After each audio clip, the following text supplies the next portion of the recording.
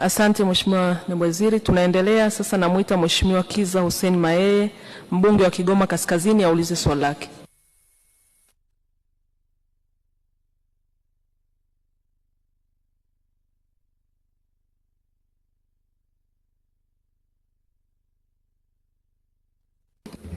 Mheshimiwa Mwenyekiti, serikali kupitia TPA ilifanya tathmini ya madhara yaliyosababishwa na athari za mabadiliko ya tabia nchi, hususani kuongezeka kwa vina vya maji katika maziwa yote ya Victoria, Tanganyika na Nyasa, ambapo baadhi ya bandari kama Ujiji na Kibirizi ziliathirika. Mheshimiwa Mwenyekiti, kwa sasa TPA imeanza kazi za ukarabati na kuweka miundombinu mbadala ili bandari hizo za Kibirizi na Ujiji zirejee kufanya kazi kama ilivyokuwa awali 2026. Asante Mheshimiwa Mayeye, maswali ya nyongeza. Asante Mheshimiwa Mwenyekiti. Bandari ya Ujiji na Kibirizi ina mahusiano ya moja kwa moja na bandari ndogo ya Kagunga ambayo iko mpakani mwa Burundi na Tanzania. Sasa nilitaka kupata majibu ya serikali, ni lini mtakamilisha miradi fungamanishi kama barabara ya Mwandiga Bubango Chankele mpaka Kagunga ambayo itakuwa kitovu cha kuweza kuunganisha nchi ya Burundi na Kongo na kuweza kuongeza uchumi katika jimbo la Kigoma Kaskazini, Kigoma na Tanzania kwa ujumla. Swali la pili, Mheshimiwa Mwenyekiti, nataka majibu ya waziri. Mmekuwa mkihusisha sekta binafsi katika uwekezaji wa bandari, kwa mfano Kigoma, Dar es Salaam na maeneo mengine. Taifa limenufaika na nini katika kuwashirikisha sekta binafsi? Asante.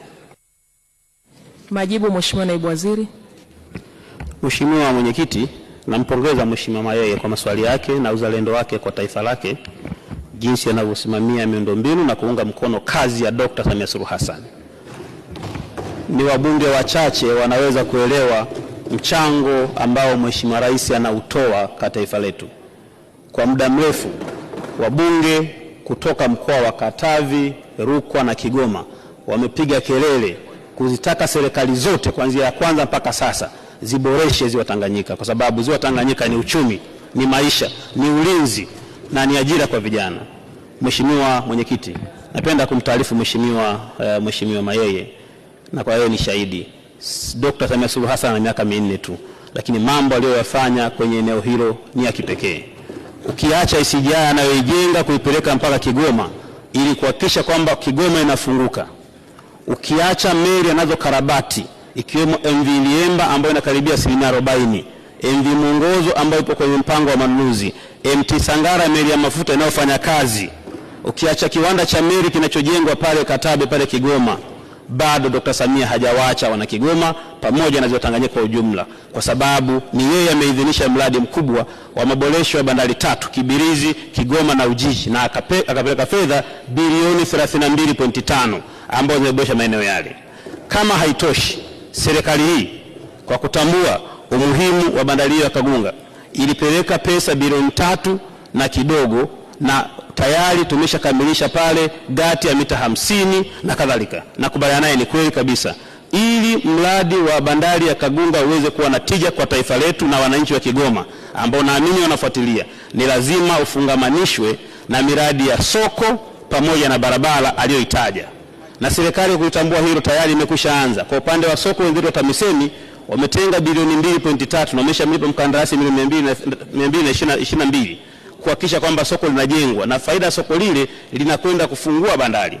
Watakuja wenzetu wa Kongo, watakuja watu wa Burundi, watakuja eneo lile kwenye bandari na bandari itafanya kazi.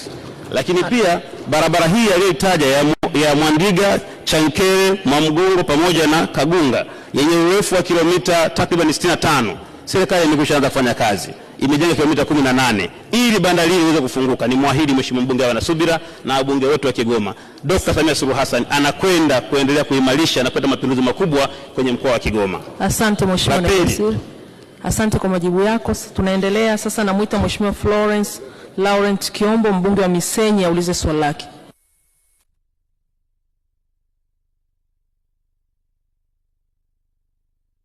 Wa jimbo la Misenyi na mkoa wa Kagera kwa ujumla. Sasa naomba swali langu namba 98 lipate majibu ya serikali. Majibu Mheshimiwa Naibu Waziri.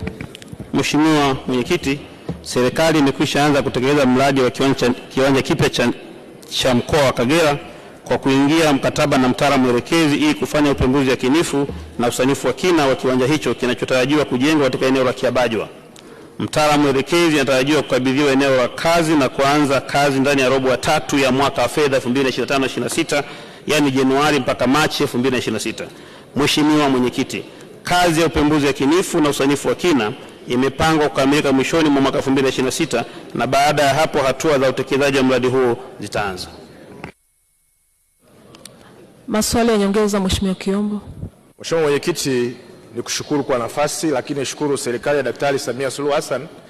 Wakati wa kampeni, Mheshimiwa Rais aliahidi wananchi wa Misenyi na mkoa wa Kagera kwa ujumla kwanza ndani ya siku 100 ataanza utekelezaji wa mradi huo, na sasa ni ushuhuda kutokana na majibu ya serikali. Ndani ya siku 100 mtaalamu mwelekezi alishafika site na kuanza upembuzi.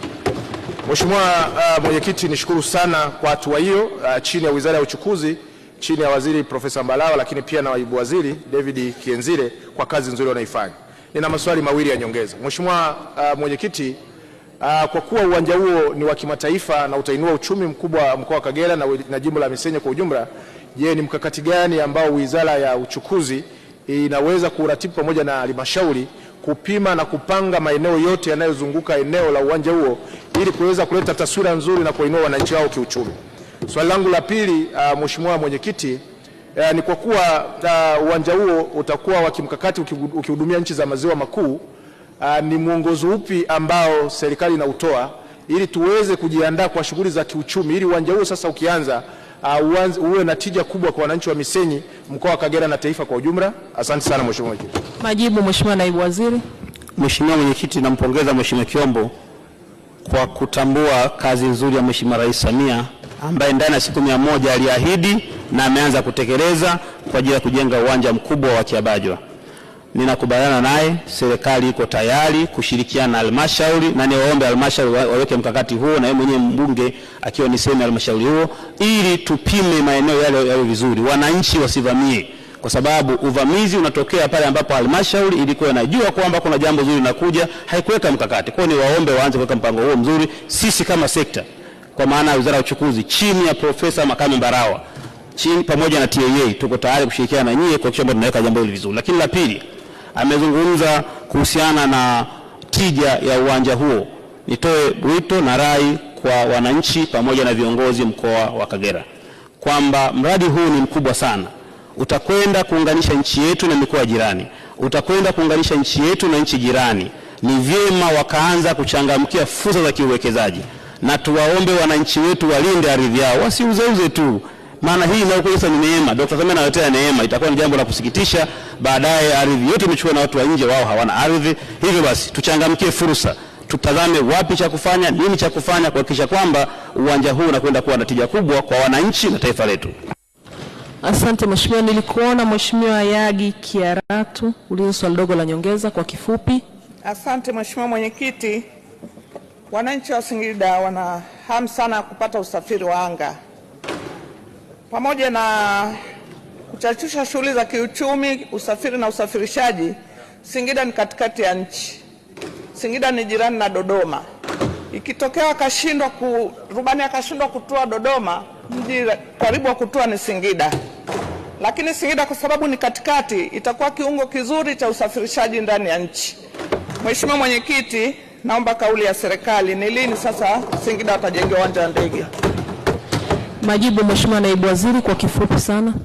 Asante Mheshimiwa. Nimpongeze Mheshimiwa mbunge wa Singida mjini na Mheshimiwa mstahiki meya mstaafu kwa ufuatiliaji wake uwanja huu mzuri na muhimu kwa taifa letu. Kama alivyoeleza yeye mwenyewe, serikali uwanja huu ulijengwa miaka 1950 na serikali imekuwa kiutumia, lakini kwa kweli kiwango chake kiko chini, ni wachangarawe, na kutokana na maombi ya waheshimiwa wabunge na wakati mwingine mara kwa mara viongozi, serikali imepokea kilio hicho na imeanza kufanya usanifu. Ninamhakikishia tunakwenda kujenga uwanja wa Singida na mwaka wa fedha 2026/27 tunaingiza kwenye bajeti, tunaenda kuongeza runway kutoka 1000 mpaka 2000, tunaweka lami pamoja na kuhakikisha kwamba tunaweka taa ili uwanja utumike mchana na usiku.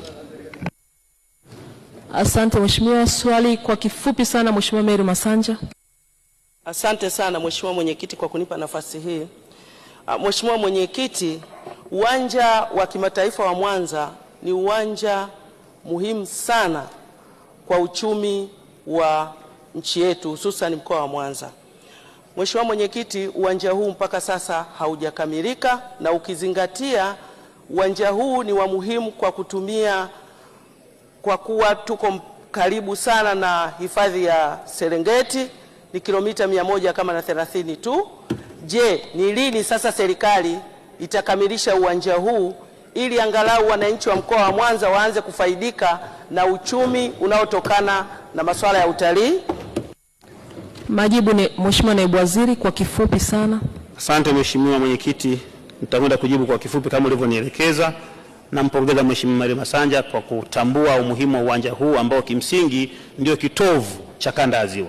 Serikali kulitambua hilo, moja, imeshaanza mchakato kwa ajili ya kuboresha jengo la abiria, lakini pili, imekwishaanza na documentation ili kufanya kwa kimataifa, pamoja na mambo mengine kama vile kumaliza mgogoro wa wananchi ambao walivamia eneo la pembeni ili kuweza kuwa na ulinzi. Nimhakikishie Mheshimiwa mbunge kwamba serikali inalitambua hilo na itaongeza kasi kuhakikisha kwamba inauboresha na kufanya uwanja huu kitovu ndani na nje ya nchi yetu.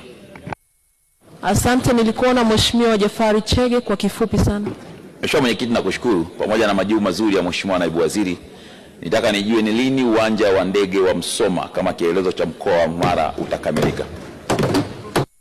Majibu Mheshimiwa Naibu Waziri, kwa kifupi. Mheshimiwa Mwenyekiti, serikali kwa kutambua umuhimu wa mkoa wa Mara ilianza ujenzi wa uwanja wa ndege wa Mara, na pale serikali inajenga runway kwa maana njia ya kuruka na kutoa ndege, inajenga na majengo mbalimbali. Tayari runway imekwisha kamilika. Tunakwenda kumalizia majengo yaliyobakia, na nilisema, naomba kurejea kauli yangu nilitoa siku 5-6 zilizopita kwamba kuanzia mwezi ujao au unaofuatia serikali ina mpango wa kuanza kufanya testing ya ndege, shirika letu la ndege ya ATCL kwenye viwanja vitatu: uwanja wa Msoma, uwanja wa Shinyanga na uwanja wa Sumbawanga. Hii ni kuthibitisha dhamira ya Dr. Samia kwamba ameamua kutendea haki nchi hii kwenye sekta ya anga. Asante sana Mheshimiwa Naibu Waziri wa Uchukuzi. Sasa tunaendelea na Wizara ya Ujenzi. Naomba nimuite Mheshimiwa Jessica David Kishoa, mbunge wa Iramba Mashariki, aulize swali lake.